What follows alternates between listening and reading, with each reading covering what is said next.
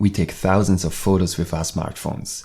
Unfortunately, only a few of them are really good photos. It hardly seems to be due to the hardware, because in many cases, a smartphone photo can hardly be distinguished from a photo taken with a professional camera. In this video, I'm going to tell you 10 mistakes that especially beginners make in their smartphone photography. And please don't think that I believe that I always take the perfect photo. Unfortunately, I still often make the same mistakes myself. But today, I'm all about showing you these mistakes and at the same time giving you 10 tips on how to improve the quality of your smartphone photos. So let's get started. You have no idea how light affects your photo. People often say that photography is like painting with light. What you should be left with from that statement for now is that proper exposure and the right light is one of the most important factors, if not the most important, in whether you will take a good photo or a bad one. And that doesn't change with smartphone photos. Portraits and even landscape photos in harsh sunlight will rarely be good photos. The landscape photo will look boring and the portrait will have unsightly shadows. So pay attention to the light. Here are just a few quick tips on what to look for in lighting. Prefer soft light, such as the light in the evening or morning, to take your photos. Shoot your portraits in the shade or even against the sun. So avoid taking portraits under the direct sun or with the sun behind you. You don't change any settings on your smartphone and just always shoot your photos with the default settings. It's quite typical to take photos with your smartphone by simply pulling out your phone and quickly taking a few photos. You don't even think about the fact that the camera app would also offer the possibility to manually change or fix the focus or exposure, for example. Both iOS and Android now offer you really interesting and creative features that you could use for your photos. This could be lighting settings in portrait mode or interesting effects for live photos. If you have an iPhone, I would like to recommend you my detailed video about the camera settings for the iPhone. You don't really think about the right image composition. Okay, the topic of image composition is a very extensive topic, and there are quite a few tutorials on this topic. However, the lack of composition is particularly noticeable in smartphone photos. The reason is the same as before. You take out your phone and quickly take a few photos. One will hopefully look good. Here are a few quick tips for your composition. Don't always put your subject in the center, but at least sometimes consider the rule of thirds. Make sure your image doesn't look overloaded. Too much chaos will ruin your image. Instead, think carefully about what the image should be about and then put it in focus. Sometimes it helps to get closer. Pay special attention to the foreground and background. Sometimes objects in the foreground can add depth. Sometimes the background is too distracting. This is also a very important topic. You shoot all your photos from the same perspective. This is actually closely related to the last issue. If you always hold your smartphone at the same height, for example at eye level, and always take the photos at the same angle, then your photos will often look boring. Remember, photography can not only document, it can also be an art form. Especially with a smartphone, it's possible and also very easy to try at unusual angles and perspectives. For example, if you take your photo from the bottom up, your subject will look bigger. From the top down, it will look smaller. Just try some interesting angles. You will see it's fun and your photos will look more interesting very quickly. You don't edit your photos. Most smartphone photos are not minimally edited. However, good editing can turn a boring photo into an interesting one.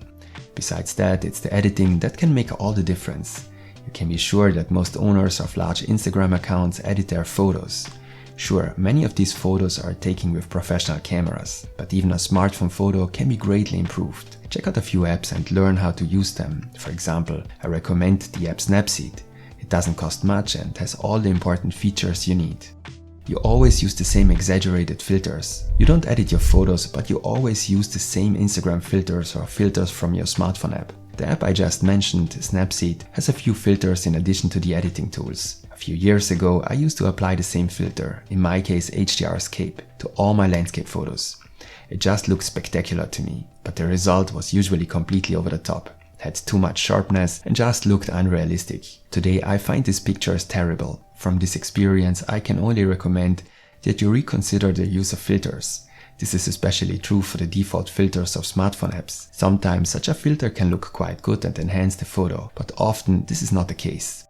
You always take your photos in portrait mode. At the latest, since Instagram has become so important, smartphone photos in particular are taken exclusively in portrait mode, or rather vertically. This may also be the right decision for Instagram most of the time. Nevertheless, the portrait mode is absolutely not always the best choice for a photo. Especially when it comes to photos of landscapes or photos that show people in a special environment, it can make sense to hold your smartphone horizontally sometimes and shoot a photo in the so-called landscape mode. I think you are absolutely aware of this, but you have become accustomed to holding your smartphone vertically all the time.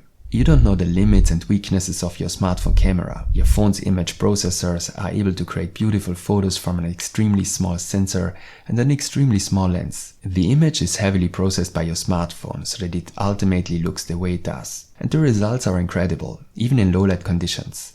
Nevertheless, your smartphone camera also has its limits and weaknesses. On the iPhone 12, for example, the main lens produces much better photos than the ultra-wide lens, especially in low light conditions. Thus, the ultra-wide lens definitely has its weak points.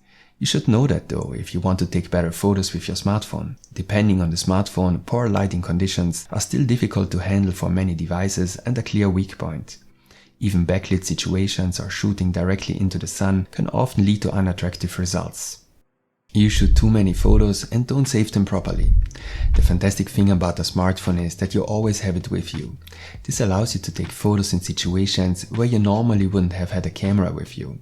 However, this often results in a huge amount of photos that you never look at again. I'm thinking of young parents, for example. Everything and every situation is captured. I know this from experience. Please don't get me wrong, interesting and funny pictures are also created, but often it's just too much. The photos rot on your smartphone's memory. And here's the next problem. You don't transfer your photos to your PC often enough and you don't organize them properly. If anything, you're transferring your photos to the computer and they're stored there in a folder without any additional organization. You'll find the photos you're looking for with difficulty and a lot of effort. This is where programs like Lightroom or even just Apple Photos can help you get some order. You don't take enough time to take your photos. The final mistake basically sums up everything I've said today once again.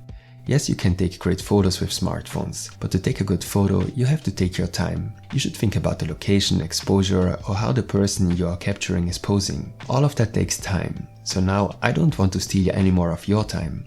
Give some thought to everything I've said today and just practice a bit. You will see your photos will improve quickly. If you want to add some typical mistakes or tips yourself, just write them in the comments. If you liked the video, give me a like as feedback, subscribe if you want to see more tutorials like this one, and see you next time.